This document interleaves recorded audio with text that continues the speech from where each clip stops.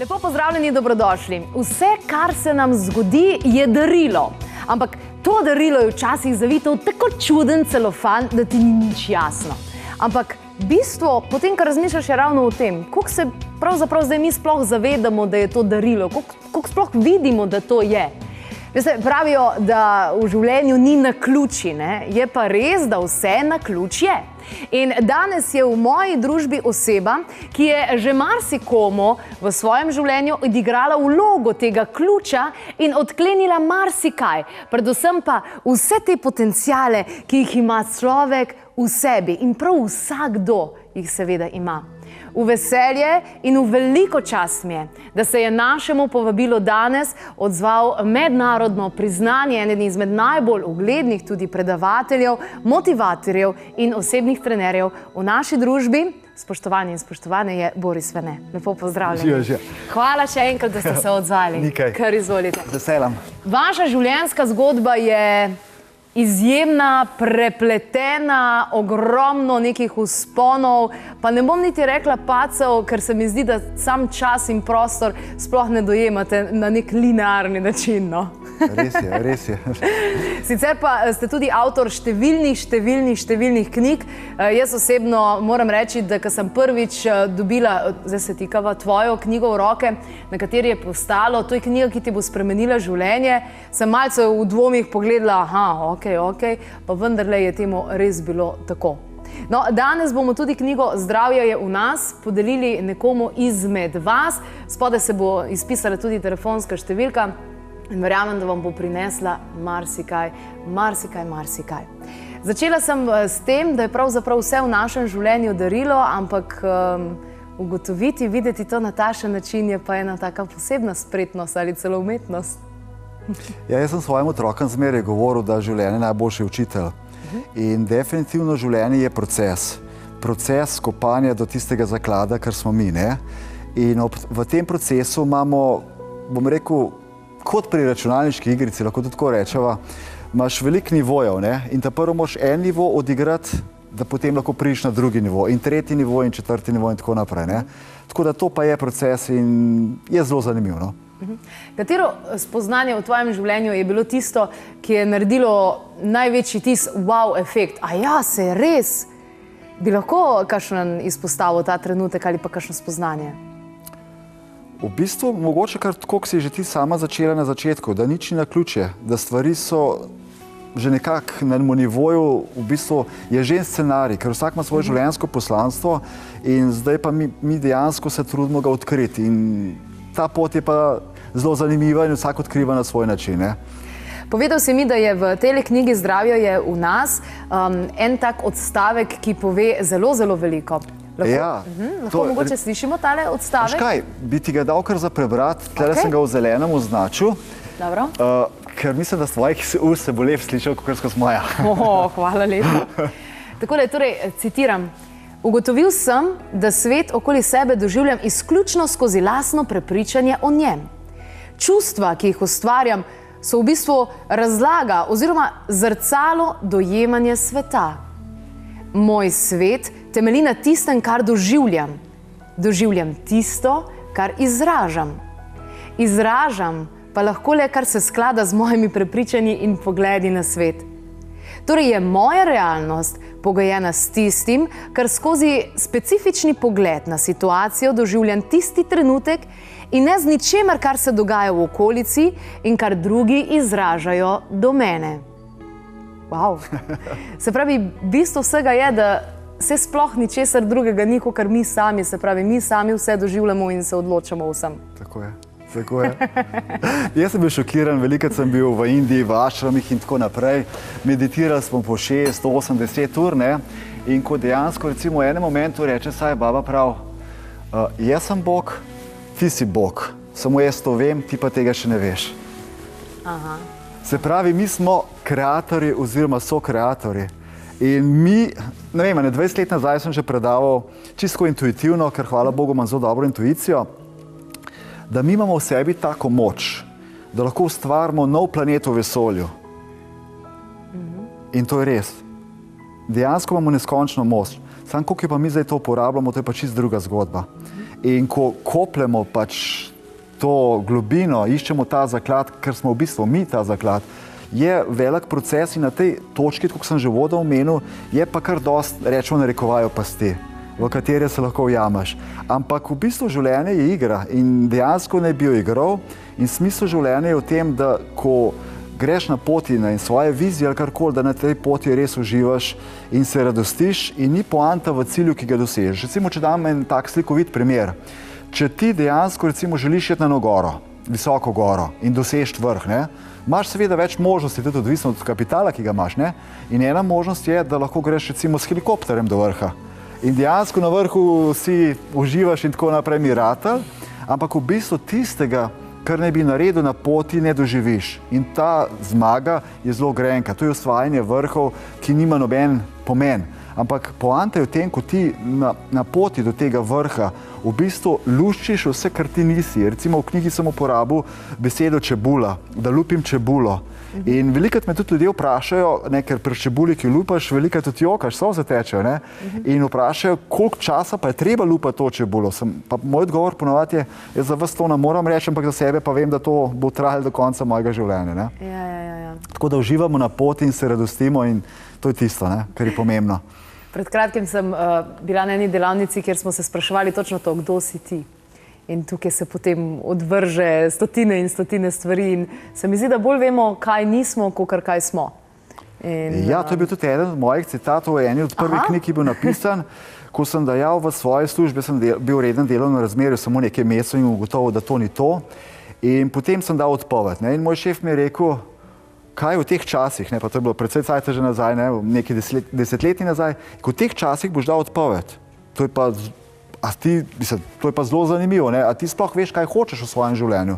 In takrat sem rekel, ja, imate prav, mogoče ne vem, kaj hočem, zagotovo pa vem, česa nočem. In to je ta služba. In sem rekel, to je že pa uspeha.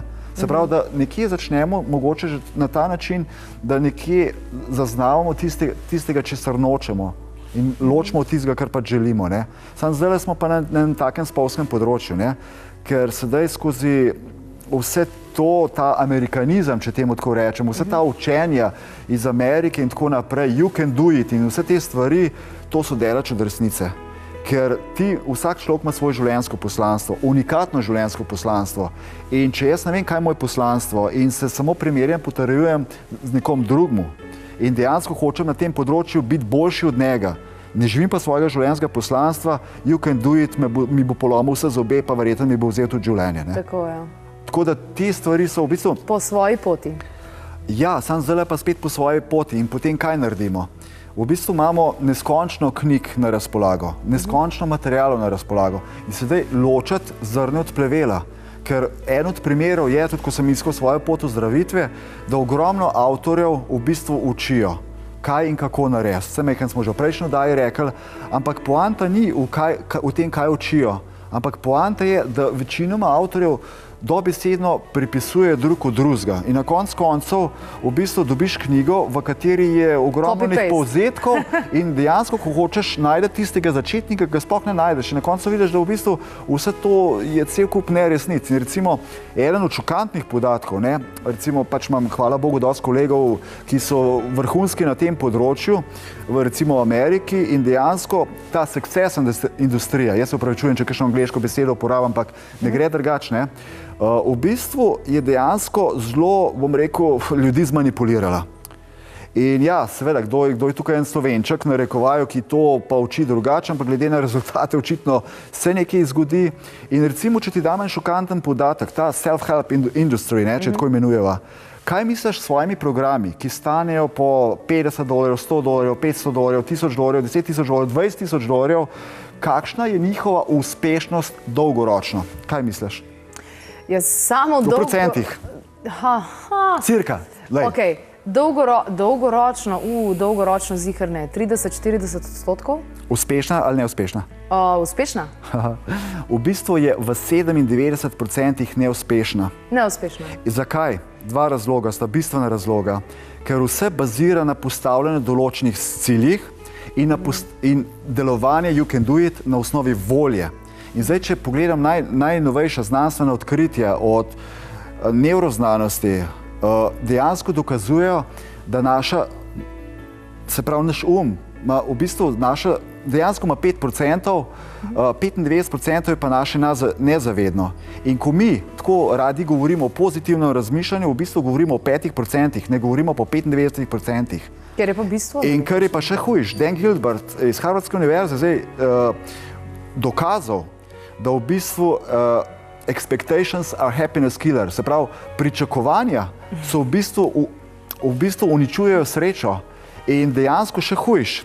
V bistvu na ta način se ustvarja tako imenovan kroničen stres, ker dejansko, ko ti baziraš vse na ciljih, je kroničen stres, ker tega ne moreš dosegati. Ampak zdaj spet, potem pa se pojavi vprašanje, torej ne sme imeti ciljev.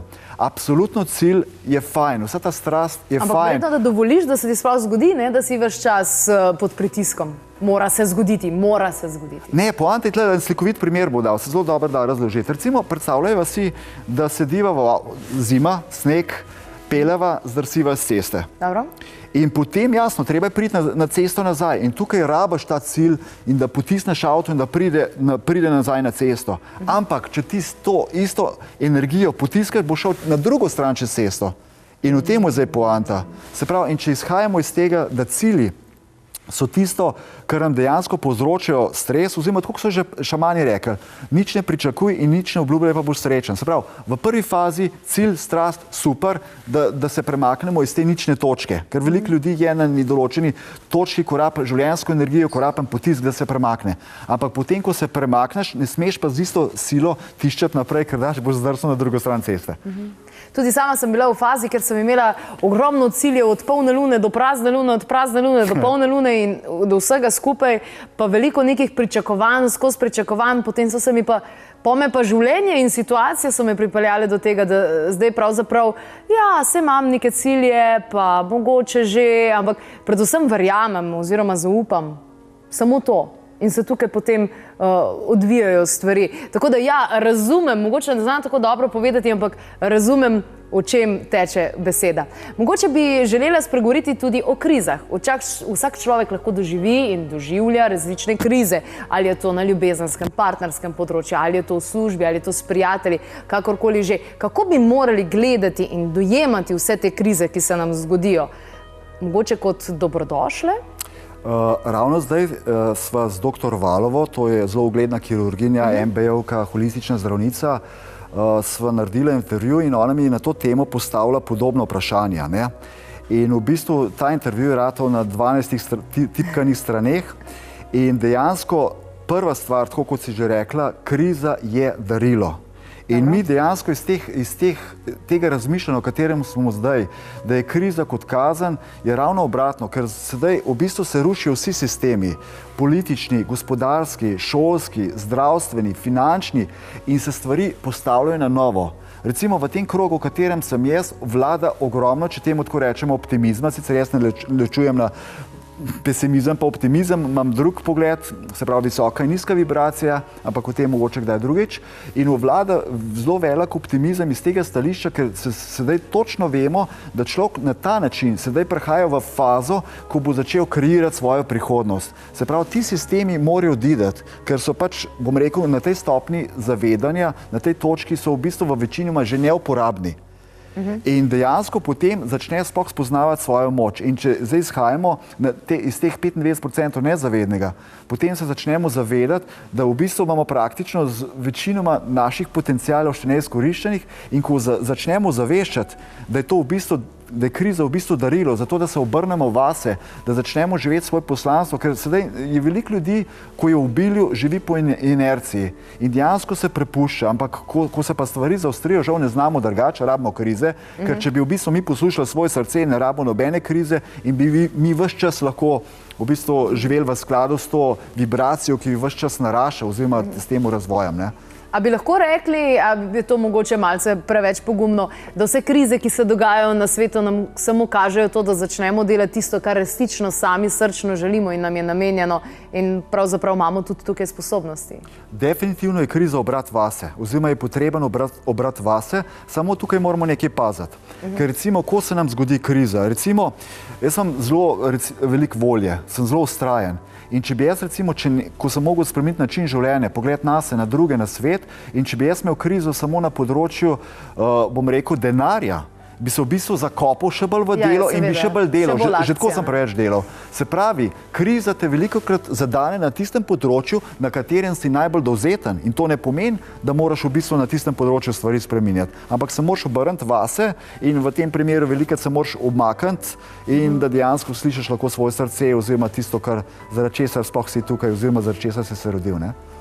No, zanimiva knjiga, Zdravje je v nas, predvsem pa, zanimiva je mogoče malce, ni ta pravi izraz, je pa vsekakor knjiga, ki vam lahko spremeni ne samo pogled na življenje, ampak predvsem zavedanje lastnega sebe in odkrivanje vsega, kar imate v sebi. Tole knjigo bomo podelili čez nekaj trenutkov. Mene prav zanima, kdo jo bo dobil. Zdravje je v nas, torej kako s pomočjo starodavnih modrosti in najnovejših znanstvenih dognanj premagati torej največjo krizo v svojem življenju. Se mi zdi, da vse še nekako gre, ko pa zdravje, ko se pa zdravje načne, takrat se mi pa zdi, da se ljudje prav zares obrnejo kakšnim drugim metodam in spremenijo način razmišljanja. Jasmina, prvo bi rekel, da ta knjiga Zdravje v nas je v bistvu, so v njej vsa orodja, kako rešiti krizo. Ne samo zdravstveno, ampak tudi finančno ali pa krizo na partnerskih odnosih.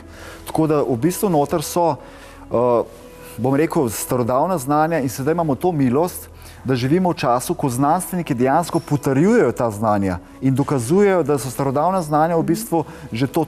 Sam se mi zdi, da premalo ljudi, recimo vsak dan preberem kakšno znanstveno dognanje in sem wow, zakaj ni to na prvi strani vseh novic in vseh časopisov, ki obstajajo. Pa vendar ne pride do tega. In potem ljudje sploh niso seznanjeni s tem, kaj tudi znanost, do kakšnih dognanj prihaja, kakšni so rezultati raziskav. In škoda, ampak vedno več je medijev in vedno več je kanalov, preko katerih te informacije curljajo, in tudi na vas je, da si vzamete čas za te stvari in da dejansko se poglobite v to in da si dovolite malce razširiti vso to obzorje. Se pravi, za vsa področja življenja. Ja, prva stvar, ki moramo sploh poudariti, vsa industrija, ki sem rekel, da je 97% dokazano znotraj industrije v zadnjih 50 letih, da je neuspešna, temelji na 3 točkah. Lahko ima 10 točk, ampak 3 so tiste bistvene.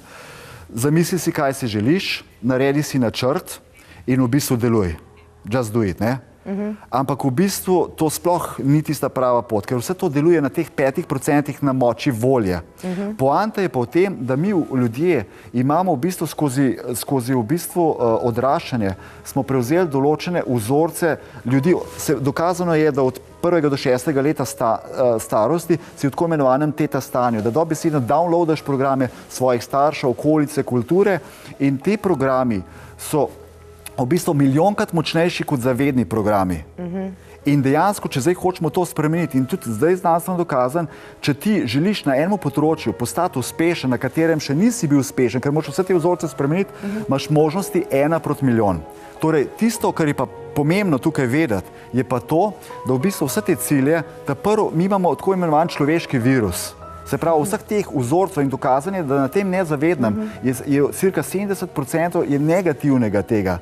In mi moramo kot prvič to deprogramirati, potem na nov programirati in potem šele moč volje lahko uporabimo. In da lahko delujemo. Tako. Odlično. Aleksandr je na naši telefonski liniji, oziroma Aleksandra, dober dan.